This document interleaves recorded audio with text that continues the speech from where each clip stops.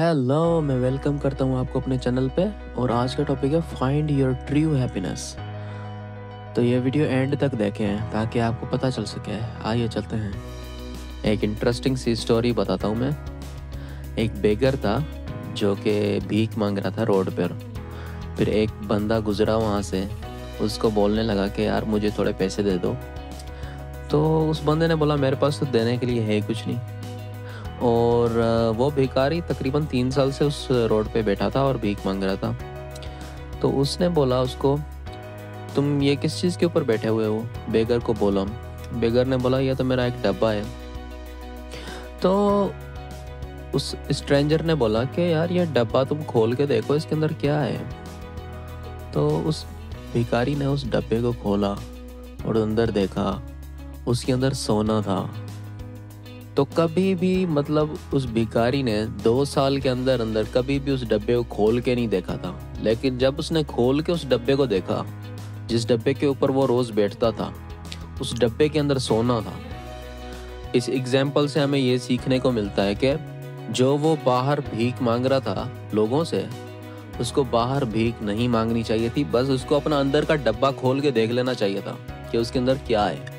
तो उसको मिल जाता, सोना उसको मिल जाता, उसको जो वो चाहता था वो उसको मिल जाता।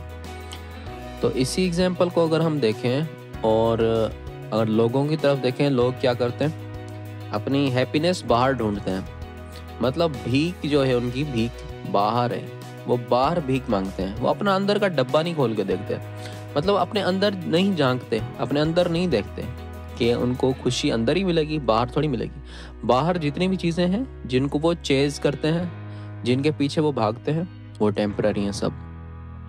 तो एक ना एक दिन वो चीज़ें चली जाएंगी। वो फिर के वैसे के वैसे भिखारी के भिखारी रह जाएंगे। लेकिन कभी भी उन्होंने अपना कभी अंदर का डब्बा नहीं खोल के देखा जिसके अंदर सोना है। कभी अपने अंदर झांक के नहीं देखा कि सारी खुशी तो अंदर होती है। उसको सिर्फ देखना होता है कि यार इतनी खुशी है अंदर, इतनी हैप्पीनेस है।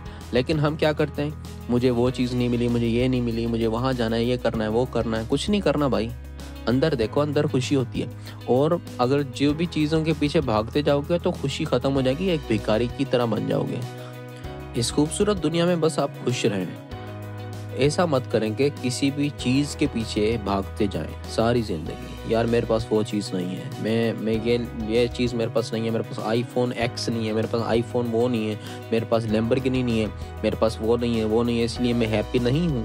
तो ये एक एक्सक्यूज़ है एक टाइप का। अपने अंदर देखें, इतनी हैप्पीनेस आपको मिल जाएगी, क्योंकि बाहर वो हैप्पीनेस नहीं मिलती। बाहर वाली जितनी भी चीज़ें हैं सब टेम्पररी हैं। और दूसरी नोट करने वाली बात यह है कि जितनी भी बाहर चीज़ें हो रही हैं इस दुनिया के अंदर, वो आपकी कंट्रोल में नहीं है। अगर बारिश हो रही है तो आपकी कंट्रोल में नहीं है, बारिश होगी ही होगी, उसको आप रोक नहीं सकते।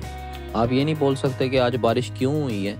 बारिश होनी थी, हो गई, आपकी कंट्रोल में नहीं थी। या किसी की डेथ हुई है तो आपके कंट्रोल में नहीं थी। डेथ भी एक नेचुरल है। बाहर की जितनी भी चीज़ें हैं सब टेम्पररी और नेचुरल हैं। तो इन पे आपका कोई कंट्रोल नहीं होता।